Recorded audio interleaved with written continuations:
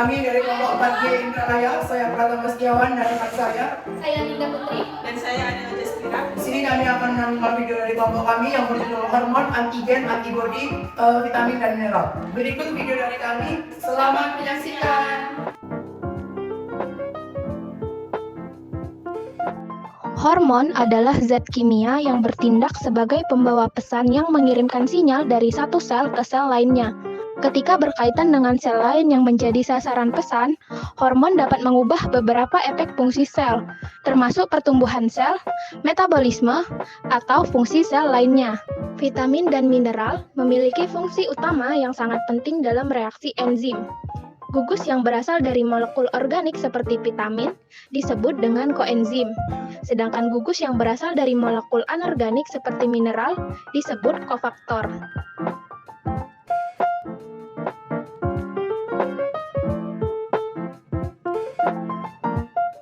Klasifikasi hormon berdasarkan pelepasannya terbagi menjadi 3 macam.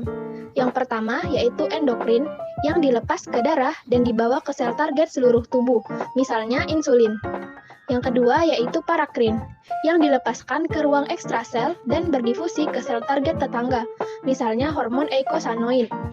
Yang ketiga adalah autokrin, yang mana dilepaskan oleh dan berefek pada sel yang sama. Berikut ini beberapa hormon fungsional. Yang pertama ada insulin. Insulin adalah hormon polipeptida yang disintesis di pankreas oleh sel, yang membentuk molekul rantai tunggal yang disebut proinsulin. Saat dibutuhkan, sel akan melepaskan insulin bersama dengan peptida C ke dalam aliran darah melalui eksositosis.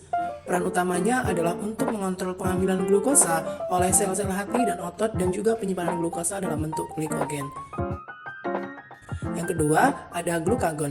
Glukagon, hormon peptida yang disintesis dan disekresikan dari sel Langerhans pankreas, meningkatkan kadar glukosa darah.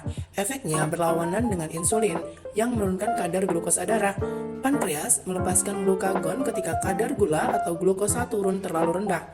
Glukagon dan insulin adalah bagian dari sistem umpan balik yang menjaga kadar glukosa darah pada tingkat yang stabil.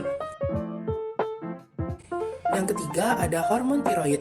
Hormon tiroid atau T4 dan T3 adalah hormon berbasis tirosin yang diproduksi oleh sel-sel folikel kelenjar tiroid yang diatur oleh TSH yang dibuat oleh triroptop kelenjar hipofisis anterior, terutama bertanggung jawab untuk pengatur metabolisme.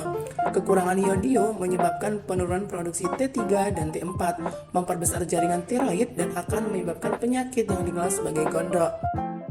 Yang keempat ada hormon paratiroid. Hormon paratiroid atau PTH, paratrofom atau paratrifin disekresikan oleh sel-sel utama kelenjar paratiroid. Ini bertindak untuk meningkatkan konsentrasi kalsium atau Ca dalam darah. Sedangkan kalsitonin atau hormon yang diproduksi oleh sel-sel parafolikular kelenjar tiroid bertindak untuk menurunkan konsentrasi kalsium. Dan hormon yang terakhir yaitu ada hormon pertumbuhan.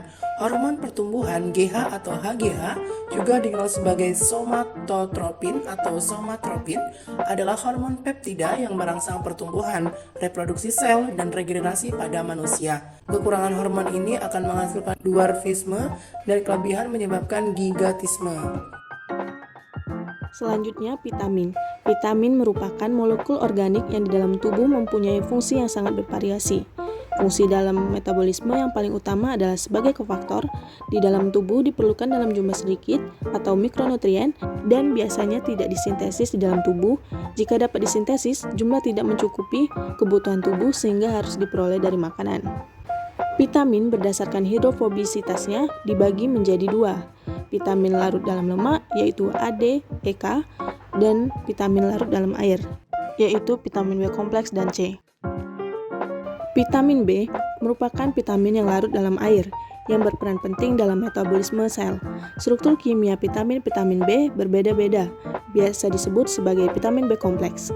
Vitamin B kompleks diantaranya ada vitamin B1, tiamin, vitamin B2, riboflavin, vitamin B3, niacin, vitamin B5, asam pantotenat, vitamin B6, vitamin B7 atau biotin, vitamin B9, asam folat, dan vitamin B12 atau cyanocobalamin. Selanjutnya, vitamin C. Vitamin C adalah salah satu jenis vitamin yang larut dalam air dan memiliki peranan penting dalam menangkal berbagai penyakit. Vitamin C termasuk golongan vitamin antioksidan yang mampu menangkal berbagai radikal bebas. Selanjutnya, vitamin A. Vitamin A terdiri dari 3 biomolekul aktif, yaitu retinol, retinal atau retinaldehid, dan retinoic acid. Kemudian vitamin D. Pengubahan dari provitamin D menjadi vitamin D melibatkan sinar UV yang berguna membuka cincin steroid strukturnya. Perbedaan vitamin D2 dan D3 yaitu vitamin D2 mempunyai ikatan ganda pada rantai sampingnya. Vitamin E merupakan vitamin yang penting sebagai antioksidan dan menangkap radikal bebas. Yang terakhir, vitamin K. Vitamin K1 bersumber dari sayuran hijau yang mengandung senyawa phylloquinone. Vitamin K2 sumber bakteri usus halus mengandung senyawa menaquinone, penting untuk sintesis protein yang terlibat dalam pembekuan darah. Selanjutnya, mineral. Mineral diperoleh dari makanan karena tubuh tidak dapat memproduksinya. Berdasarkan jumlah yang dibutuhkan tubuh, mineral dibagi menjadi 2, yaitu mikroelemen dan makroelemen. Makro berupa sodium, klorida, magnesium, fosfor, dan kalsium, sedangkan mikro berupa besi, tembaga, zinc, iod, dan fluorida. Mineral berfungsi sebagai kofaktor atau biokatalisator berbagai reaksi biokimiawi dalam makhluk hidup. Adapun kesimpulannya yaitu, hormon adalah zat kimia yang bertindak sebagai pembawa pesan yang mengirimkan sinyal dari satu sel ke sel lainnya. Klasifikasi hormon berdasarkan pelepasannya ada 3, yaitu endokrin, parakrin, dan juga autokrin. Yang ketiga, vitamin dan mineral memiliki fungsi utama yang sangat penting dalam reaksi enzim. Berdasarkan hidrofobisitasnya, vitamin dibagi menjadi vitamin larut dalam lemak dan vitamin larut dalam air. Yang kelima, berdasar jumlah yang dibutuhkan tubuh, mineral dibagi menjadi 2, yaitu mikroelemen dan makroelemen. Video dari kelompok kami akhiri. Wassalamualaikum warahmatullahi wabarakatuh.